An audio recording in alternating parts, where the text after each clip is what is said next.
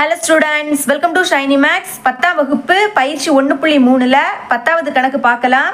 அருகில் உள்ள அட்டவணையில் 4 நபர்களின் முன்னங்கைகளின் நீளம் மற்றும் அவர்களுடைய உயரங்களின் தகவல்கள் வழங்கப்பட்டுள்ளன. அதாவது நம்ம இங்க ஒரு அட்டவணை கொடுத்துருக்காங்க, சரிங்களா? இதுல முன்னங்கைகளின் நீளம் இந்த வரிசையில கொடுத்துருக்காங்க, உயரத்தை இந்த வரிசையில கொடுத்துருக்காங்க. ஓகே, நெக்ஸ்ட் அந்த விவரங்களின் அடிப்படையில் ஒரு மாணவர் உயரம் y மற்றும் முன்னங்கை நீளம் xக்கான உறவை y = ax கூட்டல் b என கண்டுபிடித்தார். அதாவது இங்க முன்னங்கைகளின் நீளம் வந்து x, உயரம்னா y, இதுக்கான ஒரு உறவை கூட கண்டுபிடிச்சிருக்காரு. y = ax கூட்டல் b. இது ரொம்பவே இம்பார்ட்டன்ட், சரிங்களா? ஓகே, நெக்ஸ்ட் இங்கு a மற்றும் b ஆகியவை மாறிலிகள். இதுல இருக்கக்கூடிய ஏயும் பியும் மாறிலிகள். ஓகே, இங்க ஒரு 4 சப்டிவிஷன் கேட்குறாங்க. ஃபர்ஸ்ட் சப்டிவிஷன் சால்வ் பண்ணிடலாம். இந்த உறவானது சார்பாகுமா என ஆராய்க. சார்பா இல்லையான்னு கண்டுபிடிக்கிறதுக்கு நம்ம அம்புகுறி படம் வரையணும். ஓகேங்களா? அப்போ அம்புகுறி படம் வரையலாம். ஓகே, வரைஞ்சிடலாம். ஃபர்ஸ்ட் எக்ஸ், அதாவது இந்த வரிசையில் இருக்கக்கூடியதை எழுதணும். ஓகேங்களா? அப்போ எக்ஸ்ன்னு போட்டுக்கலாம். இந்த வரிசையில் இருக்கக்கூடியதை வரிசை எடுத்து எழுதிட வேண்டியதுதான். 35, அடுத்த 45, அடுத்த 50, அதுக்கு அடுத்த 55, சரிங்களா? ஓகே, இதுக்கு பிறகு ஒய்னா இதில் இருக்கக்கூடியதை அப்படியே எடுத்து எழுதிட வேண்டியதுதான். அப்போ ஒய்ன்னு எழுதிக்கிட்டு அதை வரிசை எடுத்து எழுதிக்கலாம். 56, அடுத்த 65, அடுத்த 69.5, அடுத்த 74, சரிங்களா? இந்த மாதிரி நீங்கள் ஃபர்ஸ்ட் எடுத்து எழுதிக்கணும். ஓகே, இப்போ பாருங்க, ஃபர்ஸ்ட் இருக்கக்கூடியது 35 நேரம் என்னது இருக்கு? 56. எக்ஸில் 35, ஒய்யில் 56. அப்போ பாருங்க, எக்ஸில் 35, ஒய்யில் 56. இந்த மாதிரி கோடு போட்டுக்கிட்டு நடுவில் ஒரு அம்புகுறி. அடுத்த 45, 65. எக்ஸில் 45, ஒய்யில் 65. இந்த மாதிரி நீங்கள் வரைஞ்சிக்கணும். அடுத்த இங்கே 50, அங்கே 69.5, இங்கே 50, இங்கே 69.5. அடுத்த 55, 74. இங்கே 55, இங்கே வந்து 74. ஓகேங்களா? இப்போ நம்ம வரைஞ்சிட்டோம். இப்போ சார்பா இல்லையா அப்படின்னா இந்த சைடில் இருக்கக்கூடியதெல்லாம் மதிப்பகம், இந்த சைடில் இருக்கக்கூடியது துணை மதிப்பகம். மதிப்பகத்தில் இருக்கக்கூடிய எல்லா உறுப்புக்குமே அங்கே ஒரு நிழல் உரு இருக்கணும், சரிங்களா? இப்போ பாருங்க, இங்கே இருக்கக்கூடிய எல்லா உறுப்புக்குமே அங்கே ஒரு நிழல் உரு இருக்கு.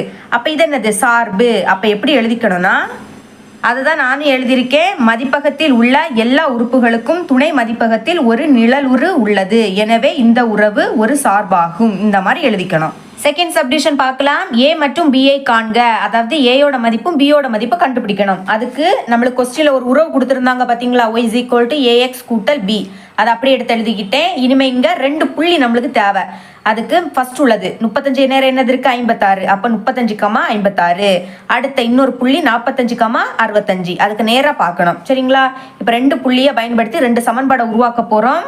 ஓகே, எப்போவுமே கமாக்கு முன்னாடி உள்ளது எக்ஸ், கமாக்கு அடுத்து இருக்கக்கூடியது ஒய். அப்போ இந்த சமன்பாடில் ஒய்க்கு பதில் என்ன எழுதிக்கலாம்? 56 எழுதிக்கலாம். = அடுத்து இங்கே பாருங்க, எக்ஸ் இருக்கு. எக்ஸுக்கு பதில் 35. ஏயை ரெண்டாவது எழுதிக்கலாம். எக்ஸுக்கு பதில் 35 எழுதிருங்க, ஏயை அடுத்து எழுதிருங்க. அப்போ தான் ஈஸியாக இருக்கும். கூட்டல் பி அப்படி எடுத்து எழுதிக்கலாம். இதை சமன்பாடு 1 அப்படின்னு வச்சுக்கலாம். இப்போ இது எக்ஸ், இது ஒய். அப்போ ஒய்க்கு பதில் 65, சரிங்களா? = அடுத்த எக்ஸுக்கு பதில் 45, ஏயை ரெண்டாவது எழுதிக்கலாம். கூட்டல் பி. இதை சமன்பாடு 2 அப்படின்னு வச்சுக்கலாம். இப்போ பாருங்க, இது ரெண்டுமே சேமா இருக்கு. இதை கேன்சல் பண்ணணும்னா ஒன்று ப்ளஸ்ஸாக இருக்கணும், இன்னொன்று மைனஸாக இருக்கணும். அப்போ இந்த 2 சமன்பாடை மைனஸ் பண்ணிடலாம், சரிங்களா? அப்போ சமன்பாடு 1 மைனஸ் சமன்பாடு 2. மைனஸ் பண்ணணும்னா குறியீடை மாற்றணும். ப்ளஸ் மைனஸ் ஆகிடும், ப்ளஸ் மைனஸ் ஆகிடும், ப்ளஸ் மைனஸ் ஆகிடும். இப்போ plus B minus B cancel ஆகிடும், சரிங்களா? மைனஸ் இருக்கிறனால கழிக்கணும். 65 56 கழிச்சா 9. பெரிய நம்பரோட குறியீடு மைனஸ். = இங்கே மைனஸ் இருக்கு, கழிக்கலாமா? 45 35 கழிச்சா 10. பெரிய நம்பரோட குறியீடு மைனஸ். ஓகே, 2ல் ஏ இருக்கனால ஏ எழுதிருங்க. இந்த மாதிரி 2 சைடில் மைனஸ் இருந்துன்னா அது என்ன ஆகிடும்? கேன்சல் ஆகிடும், சரிங்களா? ஏ தான் தேவை, ஏ மட்டும் அங்கே வச்சிருங்க. இங்கே 9 இருக்கு, 10 அங்கே பெருக்கல்ல இருக்கு. இங்கே வந்துன்னா வகுத்தலாம் மாறிடும். அப்போ டிவைடட் பை 10. இனி அங்கே ஏ மட்டும் இருக்கும்.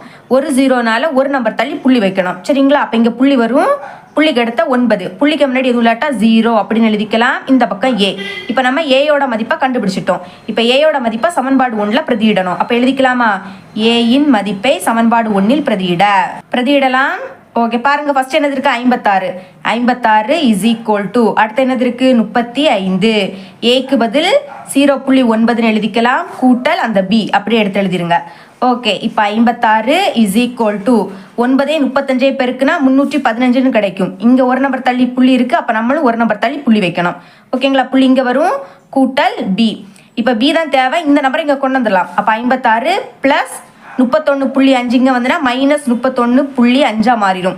அங்கே இனிமேல் பி மட்டும் இருக்கும். கழிக்கலாம். 56 புள்ளி இல்லட்டா புள்ளி போட்டு 0 போட்டுருங்க. அடுத்த ஃபர்ஸ்ட் புள்ளிக்கு நேரா புள்ளி வைங்க. முன்னாடி என்னது இருக்கு 31, அடுத்து என்னது இருக்கு 5 இருக்கு. கழிக்கலாம். இது 10 ஆயிடும், இது 5 ஆயிடும். 10லேருந்து 5 கழிச்சா 5, புள்ளிக்கு நேரா புள்ளி வைங்க. 5லேருந்து 1 கழிச்சா 4, 5லேருந்து 3 கழிச்சா 2, என்ன கிடைக்குது 24.5 இஸ் ஈக்குவல் டு பி. இப்போ பியோட மதிப்பும் கண்டுபிடிச்சிட்டோம். தனியாக எடுத்து எழுதிக்கலாம்.